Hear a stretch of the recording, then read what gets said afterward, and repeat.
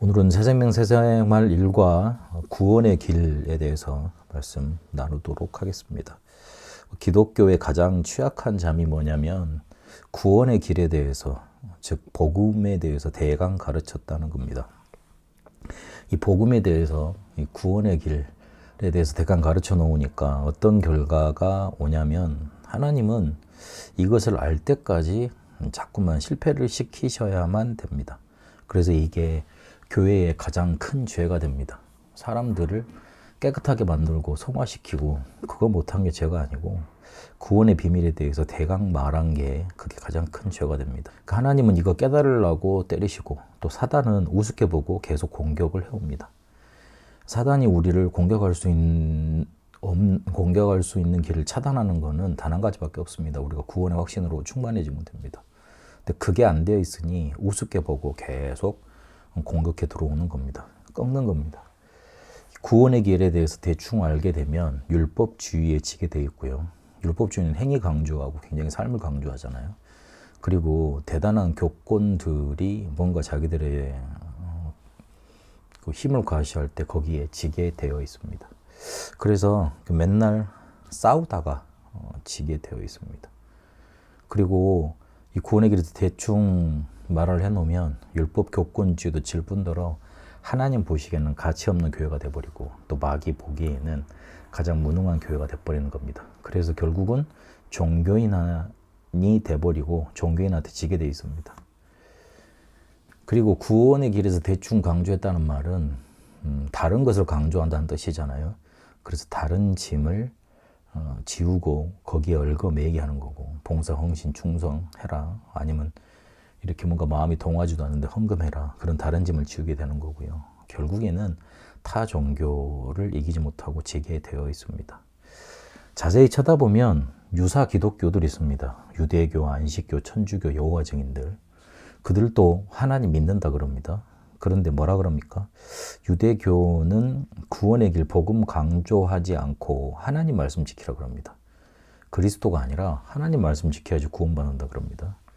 그리고 안식교는 구약에 있는 그대로 한다 그러면서 금요일 저녁부터 토요일까지 이루어지는 안식일 있잖아요. 그거를 지켜야 된다 그럽니다. 그리고 하나님의 교회 있지 않습니까? 거기도 하나님 믿는다 그러죠. 하나님은 딴 분이어서 그렇지. 근데 결국 그들이 주장하는 게 구약의 유월절, 그걸 주장하면서 유월절과 함께 안식을 지키면서 안식교하고 비슷하게 그렇게 토요일날 모입니다. 천주교는 구약에 있는 그대로 지켜야 된다고 또 말을 하면서 그리스도를 우선하지 않습니다. 결국 들고 나오는 게 마리아고 그리고 선행입니다. 여호와의 증인은 싸우지 않으면서 아주 착한 행실을 하면서 여호와의 증인 하나님을 믿는다고 말합니다. 그러면서 그리스도는 위대한 스승이라고 말을 합니다. 이슬람도 그렇습니다. 예수 그리스도 부정하지 않습니다. 결국 그 사람은 예수는 좋은 선지자이지 아니라고 그렇게 부정하지는 않습니다. 하나님이다 믿는다고 그렇게 말을 합니다. 결국 그들이 공통점이 뭡니까? 그리스도만 부정하는 겁니다. 그리스도를 부정하니까 뭐가 나타나지요? 행위가 주장될 수밖에 없고, 그리고 행실이 이렇게 구원의 척도로 길로 이렇게 붙잡혀질 수밖에 없습니다. 그래서 우리가 구원의 길, 이 복음에 대해서 명확하게 알지 못하면 실제로 우리 문제도 해결하지 못할 뿐더러 현장 가서 지게 돼 있고요. 현장의 이런 공격들 속에 속수무책입니다. 그리고 더 중요한 건 하나님은 가치 없게 보시고, 그리고 하나님은 계속 알라고 또 건드리시고, 그리고 사단은 우습게 여기고 계속 공격한다는 데 있습니다. 그래서 교회에서 많은 것 우리가 볼 게 아니고 붙잡아야 될 게, 가르칠 게 아니고 구원의 길 이거 하나만 확실하게 우리 속에 명확하게 들어봐도 됩니다. 그게 모든 것 다입니다. 그래서 오늘 새생명 새생활 일가에 나와 있는 부분들을 좀 확인하면서 구원의 길을 확실하게 봐야 되겠습니다. 원래 인간은 창세기 1장 21절 28절에 구원받고 문화권 회복이 된 게 원래 인간입니다. 그래서 인간의 정의는 창세기 1장 27절에 하나님의 형상대로 만들어진 존재가 인간의 정의입니다. 밥만 먹고 살다 죽으면 끝이다, 뭐 그렇게 될 수 있는 존재가 아닙니다. 그래서 인간은 다시 태어났다, 다시 죽고 다시 태어나고 그런 존재가 아닙니다. 영혼을 살지만 다시 태어나는 존재가 아닙니다. 개가 아무리 뛰어나도 예배 드릴 수 없잖아요.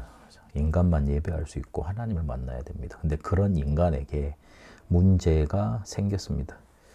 로마서 3장 23절을 보니까 모든 사람이 죄를 범하였음에 하나님의 영광을 이루지 못했다 그랬습니다. 하나님 모르는 원죄를 짓게 된 겁니다. 그 시작이 사단이 인간 세계에 출현해서 생긴 겁니다. 인간이 먼저 불신앙하지 않았습니다. 사단이 뱀 속에 들어와서 뱀이 하와를 유혹하고 하와는 또 아담을 넘어뜨리게 한 겁니다. 순서를 잘해야 됩니다. 이건 누구 탓을 하는 게 아니잖아요. 순서가 그렇잖아요. 그래서 창세기 3장 16절 20절까지 보니까 땅까지 저주를 받고, 그리고 남자는 노동을 해야 되고, 그리고 여자는 굉장히 출산의 축복이 기쁨 아니고 행복 아닙니까? 근데 그것도 저주를 받게 되어버렸습니다. 그리고 항상 남자를 강구해야 되고, 그리고 항상 뭔가 의존적이 되는, 쉽게 말해서 모든 관계가 파괴돼 버린 겁니다. 요한복음 8장 44절에 보니까 그 상태를 보고 너희는 너희 아비 마귀에게서 났다 그랬습니다. 그래서 모든 문제가 창세기 3장에서부터 시작이 됐다고 말하는 겁니다. 거기서 고통, 불안, 염려, 시기, 전쟁, 죽음 들어오고 사단이 권세를 붙잡고 실제로 그 아래에 있게 되는 일들이 나타났던 겁니다. 이게 지금도 계속되고 있다는데 문제가 있습니다. 그래서 우리는 이 문제 해결할 수가 없습니다. 이 이후로 죽음, 심판, 지옥이 기다리고 있습니다. 히브리서 9장 27절에 보니까 사람이 한 번 죽는 건 정해졌다 그랬습니다. 그래서 결국은 지옥이 기다리고 있습니다. 지옥 없다고 칩시다. 그런데 죽음을 벗어날 인간이 이 세상에 있었습니까? 없습니다. 만약에 죽고 난 이후에 지옥이 있으면 어떡합니까? 성경에 있는 거 다 부정하더라도 만약 하나만 맞다 그럴 때 실제로 지옥이 있다 그러면 하나님 안 믿었으니까, 하나님을 몰랐으니까 가는 것 당연한 것 아니겠습니까? 여기에서 빠져나갈 수 있는 사람이 없게 됐습니다. 그렇기 때문에 이 문제를 해결해 보려고 많은 노력을 했습니다. 그게 바로 종교고 철학이고 선행입니다.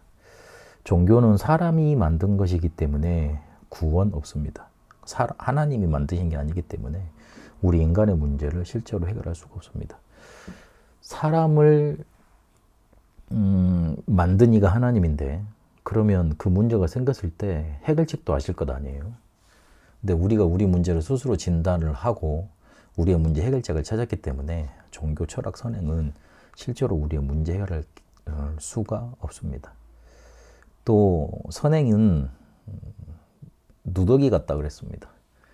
그리고 우리가 보기에는 굉장히 좋은 옷 입고 있는 것 같지만 누더기를 걸치고 있는 겁니다. 우리가 굉장히 절대적으로 선한 일을 많이 한다고 말을 하지만 절대적으로 놓고 그 잣대의 기준에 놓고 보면 실제로 구원받을 수 없는 것들이 됩니다.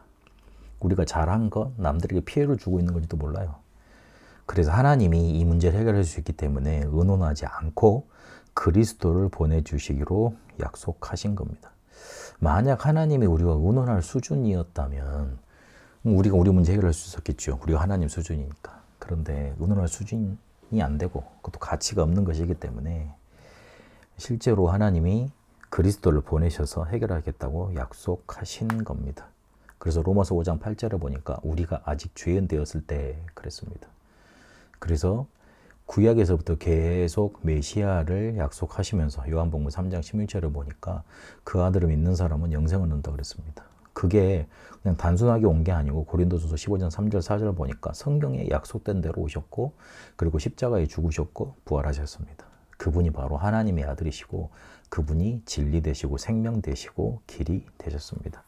우리가 가지고 있는 재앙, 여기에서 구원받을 수 있는 거 우리는 그거를 가지고 있지 않습니다. 귀중한 보물을 가지고 있어도 우리에게 있는 재앙을 해결할 수가 없습니다. 그런 가치 있는 게 아닙니다. 그래서 하나님이 의논하지 않고 보내신 겁니다.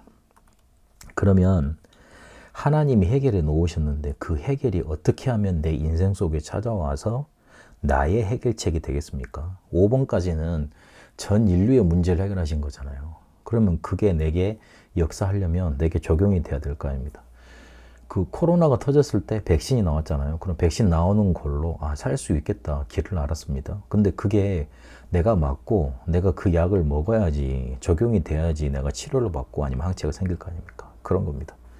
하나님이 구원의 길을 열어놓으셨지만 그게 내게 역사하고 내 것 돼야 됩니다. 그게 뭐냐면 영접하는 겁니다. 영접이라는 거는 단순하게 믿음이라고 표현할 수 있는데 영접이라고 표현을 했습니다. 그리고 로마서 10장에도 그냥 믿으라 그러지 않고 누구든지 주의 이름을 부르는 자는 믿고 부르는 자는 구원을 받는다 그랬습니다. 믿음으로 의에 이르고 입으로 시인하여 구원에 이른다 그랬습니다. 그러니까 마음속으로 믿고 입으로 시인해야 되는 겁니다. 그 말은 어떤 의미가 있냐면 그분이 어떤 일을 하셨고 내게 어떻게 역사하실 수 있는가 그런 것들을 알아야 된다는 겁니다. 그래서 이 사실을 믿고 영접할 때 하나님의 자녀가 될 수 있습니다.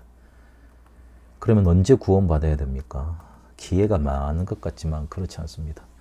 지금 내게 이 구원의 소식이 들려왔을 때, 지금 구원의 복음이 나에게 찾아왔을 때, 그때 하나님의 자녀되는 이 복음 붙들고 내 것으로 믿겠다고 고백하면 됩니다. 지금 구원받고 지금 하나님의 자녀 되면 되는 겁니다. 그래서 영접하는 순간, 믿는 순간 하나님의 자녀 되는 겁니다.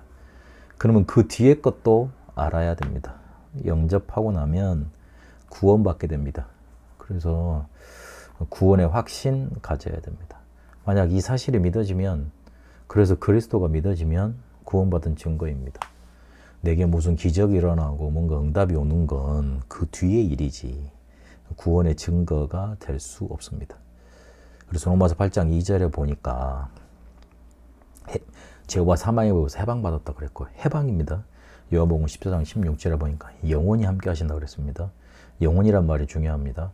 왔다가 가시는 게 아닙니다. 내가 잘못하면 나를 버리시는 게 아닙니다. 영원히 함께 하시는 겁니다. 고린도전서 3장 16절을 보니까 내가 곧 하나님의 성령, 내 안에 하나님이 계시는 겁니다. 요한복음 14장 26절, 27절에 보니까 평안, 세상이 줄 수 없는 평안을 주겠다 그랬습니다. 보이사 성령께서 우리와 항상 함께 하시게 됩니다. 그래서 기억해야 될 게 이제 교회 나와서 예배 드리고 성경 공부에 참석하는 거 지속적으로 내가 어떤 구원을 받았고 내가 어떤 축복을 받았는지 알아야 될 거 아닙니까? 그래서 다락방에 참여하고 계속 하는 겁니다. 그리고 예배 시간에는 반드시 참석을 해라. 그래서 하나님이 너에게 주시는 은혜가 있고 말씀이 있다. 그걸 붙잡고 살아가는 거다. 지금까지는 점치러 다녔고 지금까지는 누구한테 조언받으러 다녔지만 내 안에 계신 성령께서 너를 가르치시고 인도하실 거다. 그걸 확인할 수 있는 게 예배다. 안 그러면 예배 나와서 헌금하고 아니면 뭐 봉사하고 이런 거에만 초점 맞춰질 수 있어요. 그렇게 이제 인식이 돼 있으니까요. 가서 헌금 많이 하라더라. 그리고 또 뭐 일을 많이 한다더라. 그렇게 할 수 있으니까요. 그리고 지금까지 네가 네 팔 흔들면서 네를 의지하며 네가 노력을 많이 했지만 이제는 하나님의 뜻을 구하고 기도하면 응답받게 돼 있다. 그래서 기도해봐라 그래야 됩니다. 그리고 이 부분이 더 제일 중요한데 뭐냐면 네가 모르고 있는 네가 봤을 때 주변에 이 구원의 길이 필요한 사람, 복음이 필요한 사람 데리고 와라. 네가 전할 수 있으면 그게 제일 좋고 이거를 외워서 네가 전할 수 있으면 이에 대해서 전할 수 있으면 제일 좋고 안 그러면 못하겠거든. 실제로 그 성경 공부하는데 데려와라. 그러면 복음이 증거돼서 그 사람 구원받게 돼 있다. 그 주변에 나를 봤을 때 복음이 필요하다는 사람 많다고 보입니다. 그렇게 돼 있습니다. 그래서 이 부분을 강조해 주는 게 제일 좋습니다. 그 사마리아 여인을 예수님이 전도하셨잖아요. 근데 그 사람이 무슨 전도 훈련을 많이 받은 게 아닌데 다시 돌아가서 내가 만난 사람이 그리스도라 그러면서 전도합니다. 그래서 특별한 훈련을 받아야지만 할 수 있는 게 아닙니다. 오히려 복음 바로 받았을 때 전도에 대해서 이렇게 심어줘야지 그 사람이 바른 신앙이 자랄 수 있고 그리고 하나님 응답을 확실하게 받을 수 있습니다. 정리하고 마치겠습니다. 구원에 대해서 대충 가르치고 대충 알면 그렇겠다 싶을 정도로 알면 우리가 실제로 영적으로 짓는 가장 큰 원인이 됩니다. 하나님은 이거 알게 하시려고 아브라함을 그렇게 힘들게 하셨고요. 그리고 이것 놓쳐서 실제로 야곱은 죽을 고생을 했습니다. 이거 알게 하려고 400년 동안 종살이를 하게 하신 겁니다. 이것도 놓치니 포로 되게 하셨습니다. 결국은 나라를 없애버리고 2000년 동안 유리방황하도록 하셨습니다. 구원에 대해서 대충 알고 이 복음을 놓치고 못 누리면 그렇게 될 수밖에 없습니다. 그래서 메시지 제대로 전달되어져서 내용이 확실하게 전달돼야 됩니다. 내용이 확실하다는 거는 왜 이럴 수밖에 없는가, 그리고 왜 이렇게 그리스도가 필요할 수밖에 없는가, 그 부분에 대해서 제대로 내가 알았고 이해됐고 전달할 수 있을 정도로 내 속에 이렇게 각인됐다는 뜻입니다. 그래서 빨리 영접되는 게 중요한 게 아니고 이 사람에게 자기 문제가 그래 정말 창세기 3장에서 왔구나, 나는 원래 그렇게 창조된 존재가 아닌데 그래서 이 문제 해결하신 분이 바로 그리스도구나, 그렇게 알아서 역사 일어날 수밖에 없더군요. 실제로 제가 제 집안의 문제 자체가 사단의 역사라고 보여졌을 때 그때 6월절 어린 양이 피를 바른 것처럼 우리 집안에 재앙이 떠나가기 시작하더라고요. 그 뒤에 어려움도 많았습니다. 제가 그걸 말하는 게 아니고요. 정말 제가 이해되지 않던 그 원인이 성경에서 말했던 창세기 3장 문제라는 거, 이 사단에게 사로잡혀 있었다는 거, 그게 바로 우리 속에 찾아온 죄의 저주라는 거, 그걸 깨달아지게 하시더라고요. 그때 그리스도는 당연히 붙잡혔겠죠. 그러고 난 다음에 실제로 그 저주 재앙이 쉽게 말하면 끝났어요. 그래서 그렇게 전달돼야 된다는 겁니다. 오히려 다락방이라는 게 계속 관계를 두면서 계속 만나지 않습니까? 그러면 그때 이 부분에 대해서 모르겠으면 그래 또다시 설명을 해보자. 성경에 이렇게 돼 있다. 하나님의 말씀에 너 문제는 이렇게 돼 있다. 해결책을 이렇게 제시하고 있다. 그리고 방법은 이런 것이다. 이렇게 차근차근 말해주는 게 오히려 그 사람한테 더 하나님의 역사가 일어날 수 있는 조건을 만들어주는데 좋습니다. 마음속에 담아두셔야 됩니다. 구원에 대해서 대충 알면 반드시 실패할 수밖에 없다. 그래서 구원에 대해서 제대로 아는 거, 복음에 대해서 확실하게 아는 거, 그리스도에 대해서 명확해지는 거, 그게 하나님이 원하시는 거고 실제로 승리하는 길이다. 붙잡고 인도받게 되시길 바랍니다. 기도하겠습니다.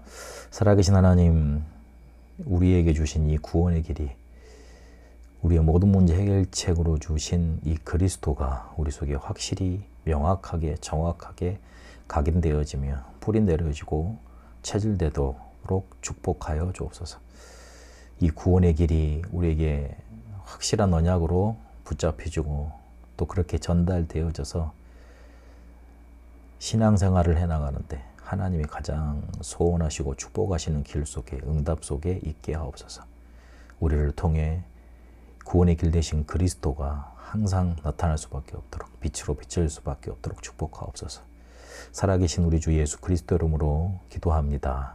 아멘.